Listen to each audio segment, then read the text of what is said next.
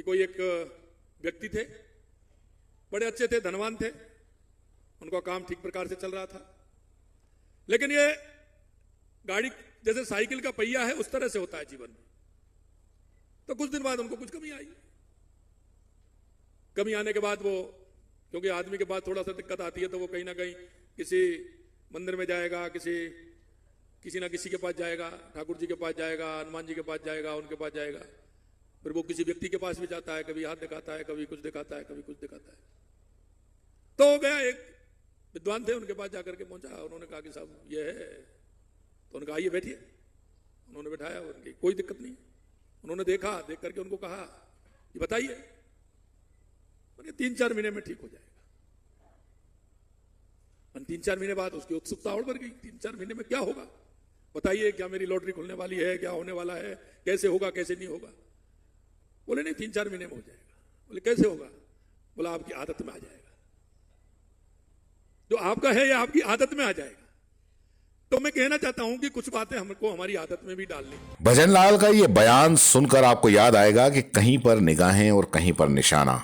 जी हां, दरअसल राजस्थान में 2 बड़ी राजनीतिक पार्टियां बीजेपी और कांग्रेस, हर 5 सालों में इन्हीं दोनों के बीच में चुनावी टक्कर देखने को मिलती है। लेकिन इन दोनों में जब कोई भी पार्टी सत्ता पर काबिज होती है तो वही टक्कर पार्टी के बड़े नेताओं में शिफ्ट हो जाती है।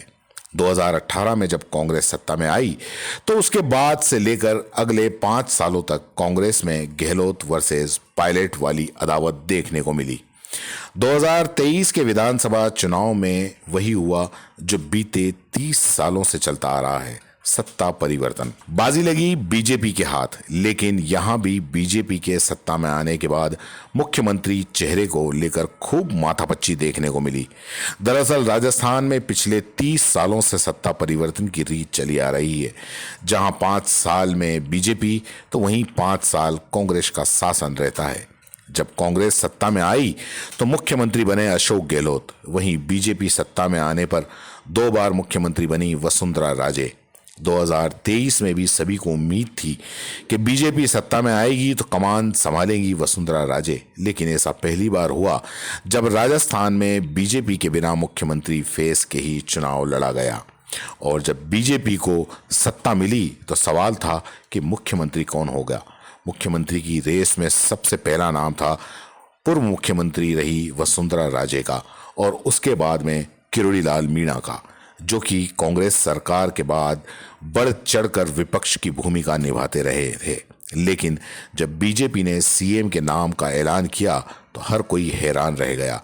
सत्ता की कमान मिली पहली बार विधायक बने भजनलाल शर्मा को, जिसके बाद पार्टी में ही धड़े बनने की बात कही जाने लगी। किरोड़ी लाल मीणा तो सरकार में भी बने, लेकिन फिर भी वो अपनी सरकार में कई तरह से सरकार को ही आईना दिखाते नजर आए।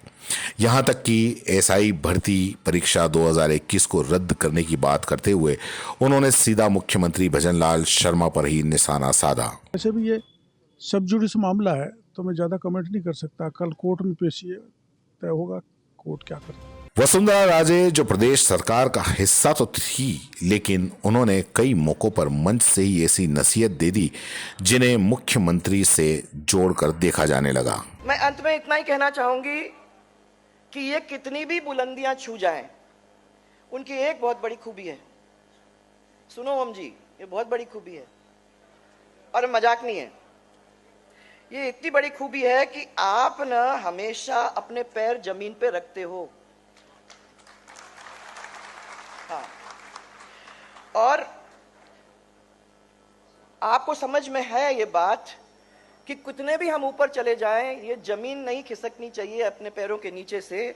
अपने को अपना कांटेक्ट अपने कार्यकर्ताओं से, अपने बहुत सारे लोग जो हमारे प्रशंसक हैं, हमारा साथ देते हैं, उनके साथ जुड़े रहने से आज ये हॉल भरा है, इसी वजह से, क्योंकि आपने अपने पैरों को धरातल पे रखने का काम किया है। और ये असंख्य लोग, बहुत सारे लोग जो यहाँ बैठे हुए हैं, वो इसी की वजह से बैठे हुए हैं। नहीं तो क्या होता है भाई साहब, ऐसे लोग बहुत सारे हैं, ऐसे लोग बहुत सारे हैं भाई साहब, जिन्हें पीतल की लौंग कहीं मिल जाती है ना तो वो अपने आप को सर्राफ मानने लगते हैं। तो ऐसे लोग बहुत हैं। तो माथुर सर से अपने को सीख लेनी चाहिए।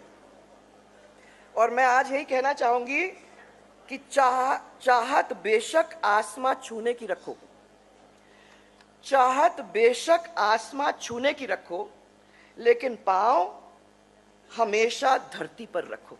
ये सबसे बड़ी बात है भाई साहब, और ये आपने किया है। अब जब मुख्यमंत्री भजनलाल शर्मा ने 5 में से एक व्यक्ति का उदाहरण देते हुए ये बात कही तो सियासी गलियारों में चर्चा होने लगी कि आखिर मुख्यमंत्री भजनलाल शर्मा का निशाना किसकी तरफ है। वैसे आपको बता दें कि पूर्व मुख्यमंत्री वसुंधरा राजे बीते दिनों ही बीजेपी की बैठक में शामिल हुई है, जहां उनकी कुर्सी भजनलाल शर्मा के पास ही लगी थी और वो उनसे मुस्कुराते हुए बात भी करती हुई दिखाई दे रही थी। वैसे आपने अगर भजनलाल को सुना हो तो आपको क्या लगता है, भजनलाल शर्मा ने आखिर किस पे निशाना रख के किस पे निगाहें डाली हैं?